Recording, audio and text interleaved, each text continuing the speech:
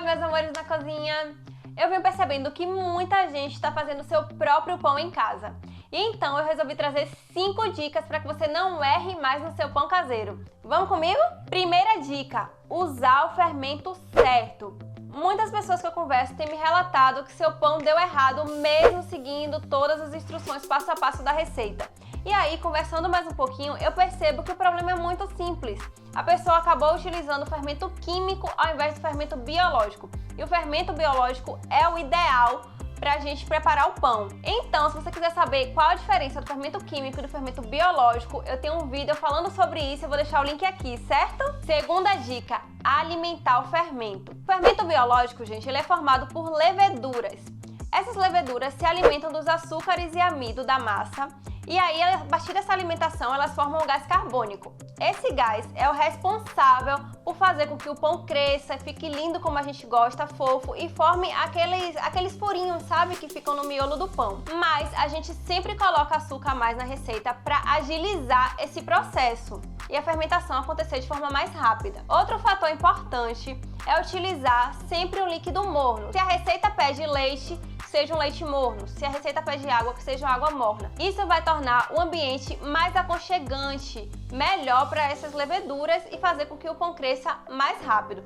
Mas muito cuidado, eu disse líquido morno. Se o líquido ficar muito quente, 40, 50 graus, ele vai matar todas as pobres leveduras e aí o pão obviamente não vai crescer, né? Uma dica que eu sempre dou é conferir se o líquido tá assim ameno de uma forma assim que você daria para um bebê tomar, por exemplo. Se tiver muito quente e você vê que um bebê não tomaria, é sinal de que também não serve para massa, certo? Terceira dica, atenção ao sal. Gente, o sal é mais importante do que vocês pensam no preparo de um pão. Ele não serve só para salgar não, viu?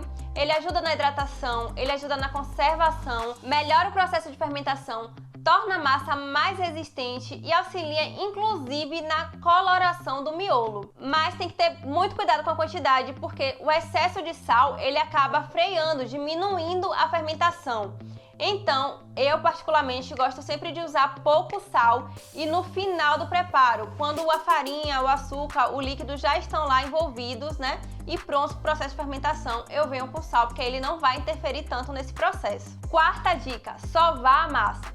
Sim, tem receitas que não pedem para você sovar a massa, são receitas mais simples, tudo bem. Mas quando pedir, não deixe de sovar a massa, porque esse processo vai organizar melhor a estrutura da massa, dar elasticidade a ela e fazer com que o gás carbônico liberado trabalhe melhor, deixando a massa crescer de forma mais estruturada, mais fofa e mais saborosa. Quinta dica, descanso da massa. Gente, todo o processo de fermentação do pão se dá no processo de descanso. Diferente do fermento químico, o fermento biológico age em temperatura ambiente. Até porque se você fizer um pão e colocar para assar na hora, você vai estar perdendo seus ingredientes, você vai estar perdendo seu tempo, porque não vai funcionar, as leveduras vão morrer e seu pão não vai crescer. Então, descanso é muito importante mesmo. O ideal é que a massa ela descanse por cerca de 1 hora, numa temperatura mais ou menos de 27 graus, em um lugar sem muita luz nem muita corrente de ar. Eu particularmente coloco a minha massa para descansar dentro do micro-ondas, desligado, claro, porque assim ele vai estar num ambiente super propício para o seu crescimento. E uma dica bônus que parece simples, mas é sempre muito importante lembrar.